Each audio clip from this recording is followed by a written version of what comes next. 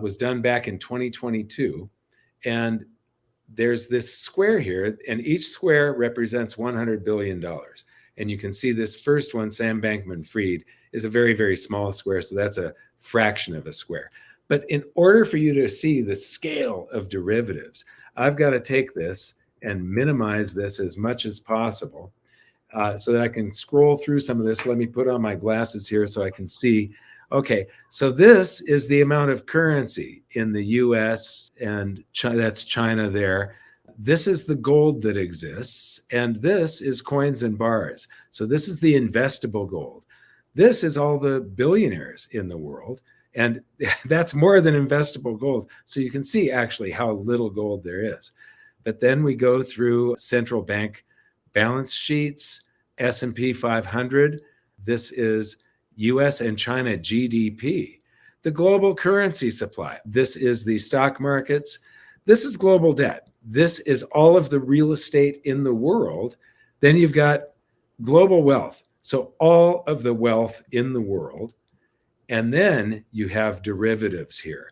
And so this is the face value and notional value of the derivatives.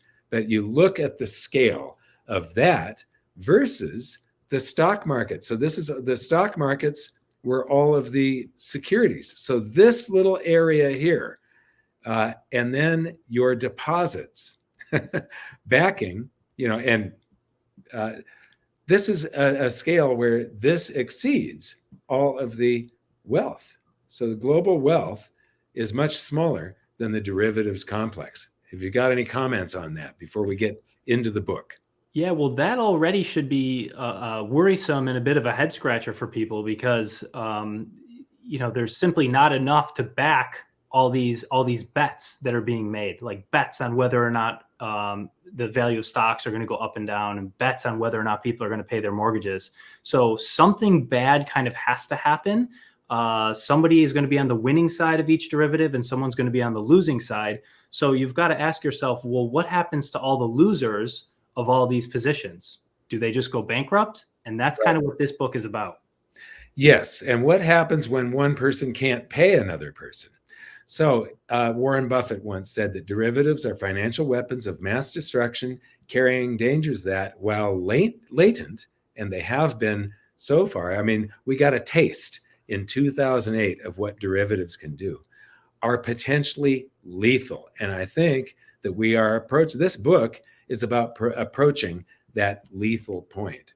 And so I just want to point out real quickly that we are at a peak right now. This is the inflection point right now. The markets are rallying, and what we're seeing is very, very typical of a market peak just before a crash. Recently, there was $35 billion in the last 6 trading days flowing into the S&P 500 ETF, the spiders. Santa Claus rally is an understatement. This has never happened in the history of the spiders, the S&P 500 ETF. It's never been this big in history. And then